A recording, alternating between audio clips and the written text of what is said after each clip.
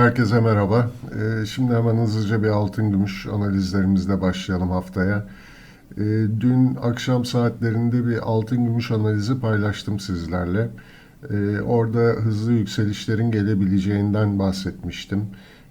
Bunun da nedeni Perşembe günü yaşadığımız şu sert satışların NATO, Amerika ve İngiltere'den gelen açıklamalar sebebiyle olduğunu, savaşın hafta sonu bitebileceğine yönelik beklentilerin satın alındığını, dolayısıyla altın ve gümüşte satışların geldiğinden bahsetmiştim. Bu beklentinin boşa çıkması, hafta sonu yaşanan gelişmeler sonucunda bu beklentilerin boşa çıkması, altın ve gümüşte tekrar güçlü alımlar getirebilir demiştik. Ancak tabii dün saat 3'ten sonra Ukrayna ve Rusya'nın bir görüşme yapacağı haberleri düşmüştü.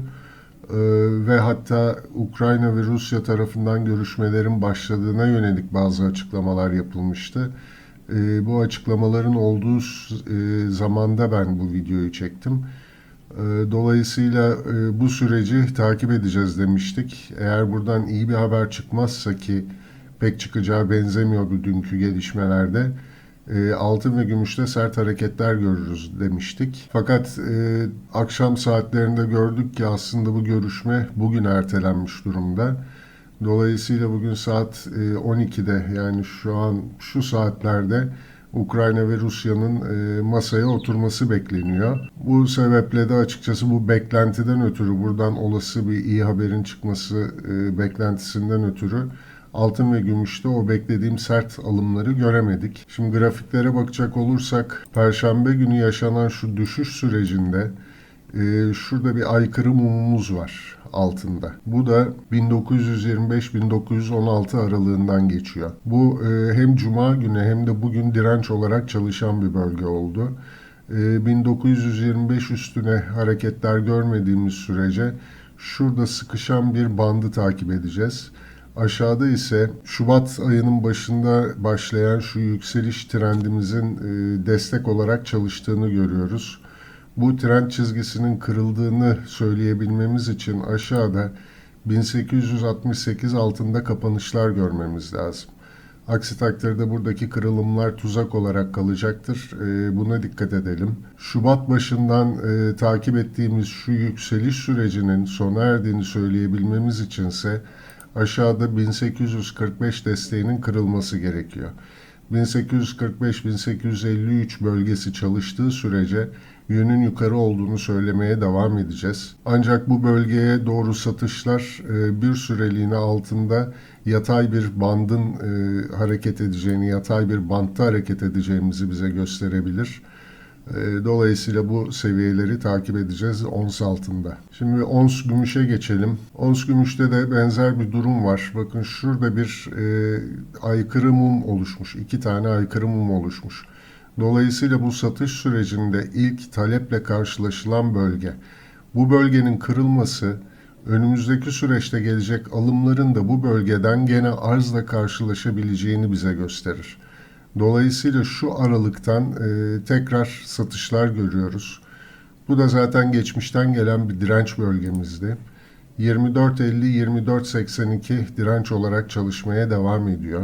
Ons gümüşte şu trend çizgimizin kırıldığını söyleyebilmemiz için aşağıda 23.83-24 aralığının kırılması şart. Hatta bunu 23.54'e kadar da taşıyabiliriz. Yani şu desteğin kırılmasını bekleyebiliriz. Ons gümüşte şu yükselişin bittiğini söyleyebilmemiz için ise aşağıda öncelikle 23.26 ve 23 dolar desteklerinin kırılması şart. Bu 23.10 desteği şu yükselişin ilk başladığı bölge. O yüzden bunun altına inmediğimiz sürece, 23.10-23 altına inmediğimiz sürece ons gümüşte de yönün yukarı olduğunu söyleyebiliyoruz. Açıkçası şu an onslarda Ukrayna-Rusya görüşmelerinin sonuçları bekleniyor diyebiliriz. Şurada sıkışan bir üçgen oluşmaya başladı. Bunun kırılımı aslında bize yönü tayin edecek. Bu kırılımda ancak Ukrayna-Rusya görüşmelerinden çıkacak sonuca göre belirlenecektir. Şimdi hızlıca bir gramlara bakalım. Gram altında hafta kapanışımız 837-832 aralığında gelmişti. Şu destek bölgesini çalıştırmıştı. Hafta sonu gelişmelerinden ötürü açılışlar yukarıdaki direnç bölgemizden başladı. 873-863 aralığından. Şu an buradan satışlar görüyoruz ama bu satışların en büyük nedeni dolar Türk lirasındaki satışlar. Dolayısıyla bu süreçte dolar Türk lirasını da yakından takip etmemiz gerekiyor. Aslında burada çok fazla bir bozulma yok. Zaten şu yükseliş sürecini dolar Türk lirası analizimde seyretmiş olanlar hatırlar. 13.90'ın kırıldığını ben düşünmüyorum henüz demiştim ki o sürede 14.60'lar fiyatlanıyordu. Sonrasında da zaten çok sert satışlar geldi. Dolayısıyla önümüzdeki süreçte de gramlarda yönümüzü tayin etmek için 14-11-14 aralığı önemli olacak. Şimdi tekrar gram grafiğine geçersek, burada da açıkçası aşağıda 825-820 desteği kırılmadığı sürece hala yönün yukarı olduğunu söyleyebileceğiz. Gram gümüşe geçersek, gram gümüş haftanın son günü, geçen hafta Cuma günü şu dar alanı değerlendirdi. Bu alanda haftayı bitirdi.